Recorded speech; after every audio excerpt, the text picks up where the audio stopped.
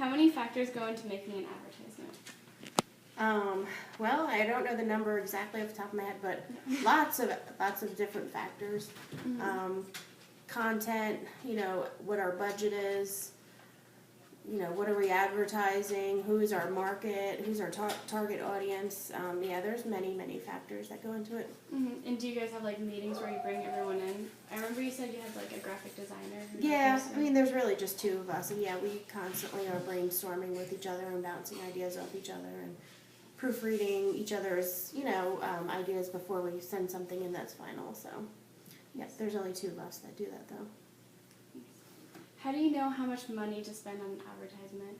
How do you know it's worth it to put all the money into, one thing? Trial and error. We've, tried some advertising out before where it's been completely unproductive, and then we just won't do that again. And if we have successful advertising, then we're more likely to do that. Whether it's a specific newspaper or magazine, we'll do that again. Also, it depends on the event and if we have a sponsor for that event or grant. Sometimes, we just got a grant from the ASPCA to do an event, and I budgeted in a certain amount of money for advertisement. So, nice. Yeah. And you guys do a lot of advertising online, don't you? Mm-hmm. With your Facebook and stuff? Oh, yeah. That's free advertising, so that's the best kind. Okay. Do you think it's better to have a simple design or a more elaborate design when you're making an advertisement? I think simple. I think the average, person's attention span is really short nowadays because everything is, there and then it's gone. So I think the average attention span is really short, so we need to keep things simple to get our message across.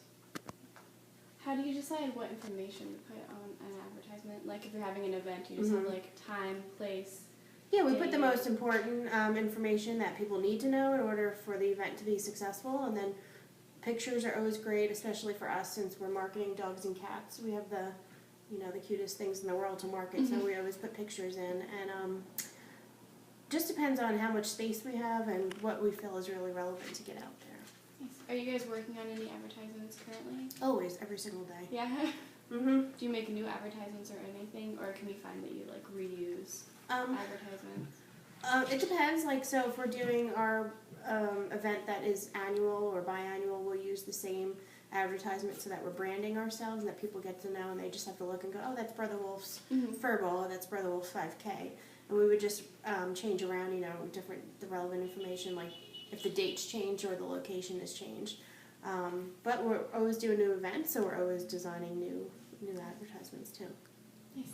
What do you think is the best way of getting advertisements besides free advertisements on Facebook and stuff? What do you think is the most effective?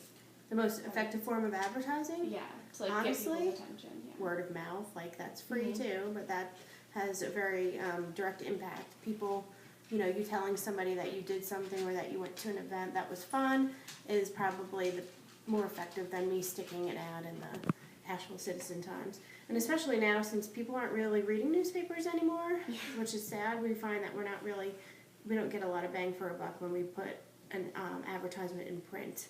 So we do best with Facebook, with word of mouth, radio, because people are always driving and listening to the radio.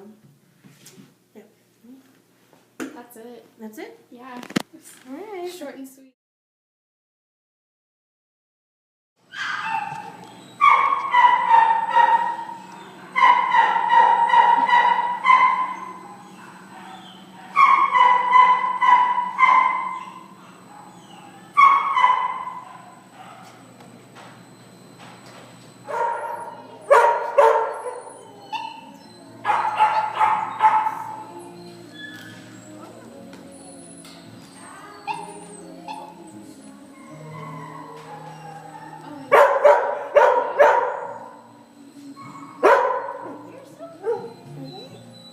What is it, Bubba?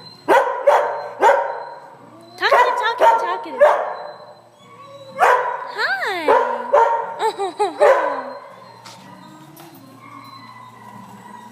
Okay, yeah, you're adorable. Okay, you're adorable. Yeah.